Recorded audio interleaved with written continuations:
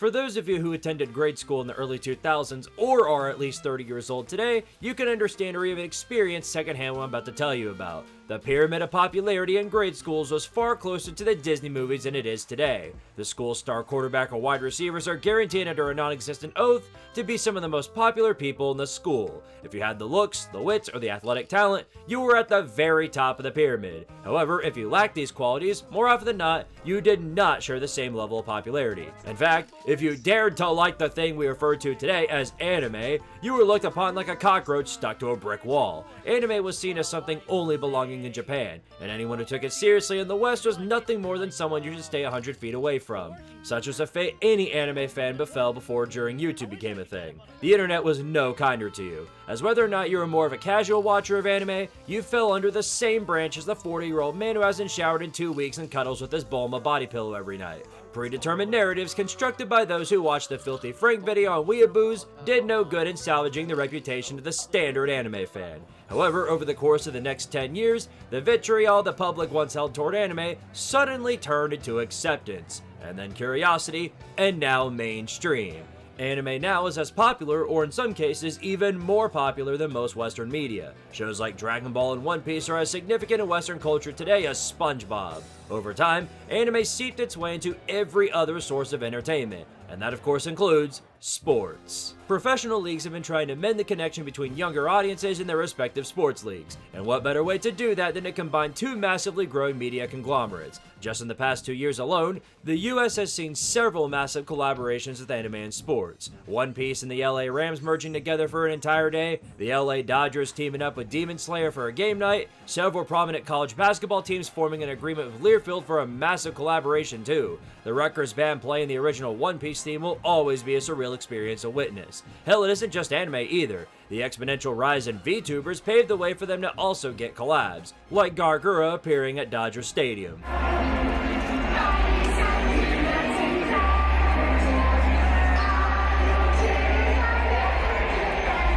What a timeline we're living in, huh? It's not just her either. Many other VTubers have gotten the same experience, including the Dumpster Fire's own Aka Scarlet collabing with the Anaheim Ducks for Anime Night.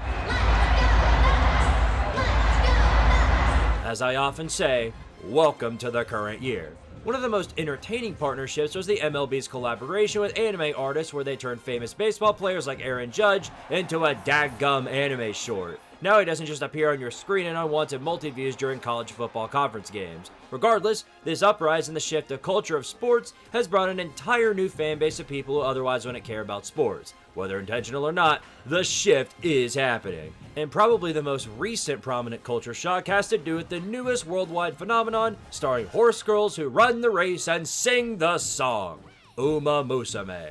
But before I tell you about that, let me tell you about something else. Prize Picks, the sponsor of today's video. Prize Picks is the #1 app for making sports picks. Being in the cusp of basketball season, there's no better time than now to sign yourself up. Prize Picks is available in over 40 states across the US, including places like California, Texas, and Florida, and it's one of the most easiest sports apps to use. All you have to do is pick more or less on a few player stats and lock in your lineup. You can choose from things like 3-pointers made, rebounds, assists, and a huge variety of other stats across tons of sports. If that didn't entice you enough, when you download the app and place your first lineup, you can get $50 in lineups just for getting started. Download the app and use promo code HMA when you sign up to receive the gift, and do yourself a major solid to make sure you play responsibly. Now back to the chaos.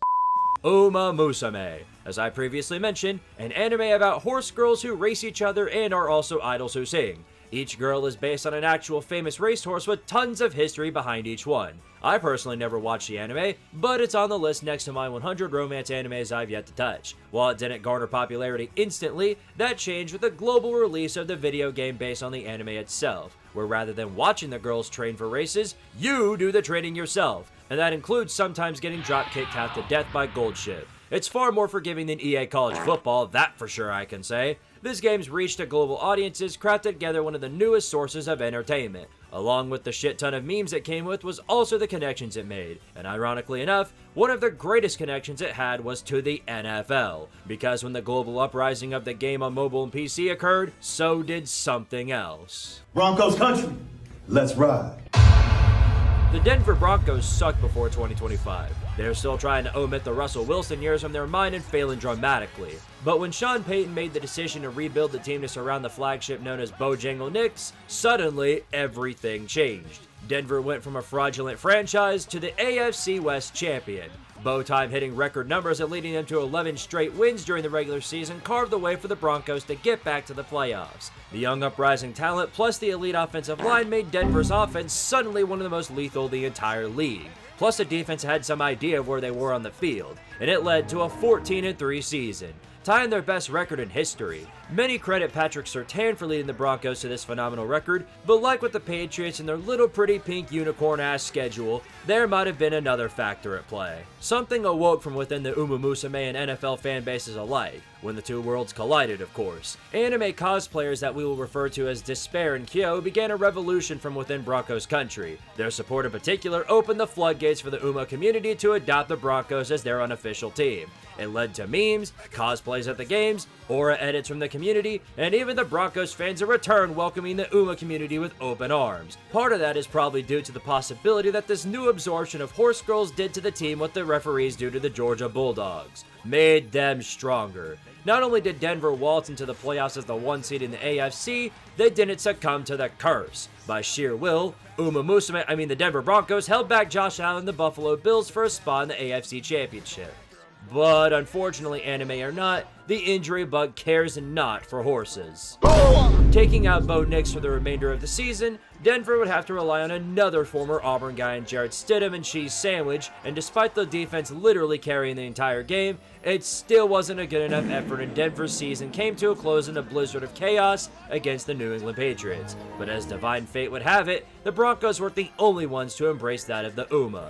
As over west, the Seattle Seahawks would do the exact same thing during their run through the NFC. Not only that, but this time, it was official. Their social media posted artwork inspired by the characters. This wasn't an officially licensed collab, but it was still enough of a mention by Seattle that allowed them to carry the torch of the Uma all the way to the greatest trophy of all, the Super Bowl. The Uma's influence carved the way for Seattle to get revenge for the Malcolm Butler interception back in Super Bowl 49.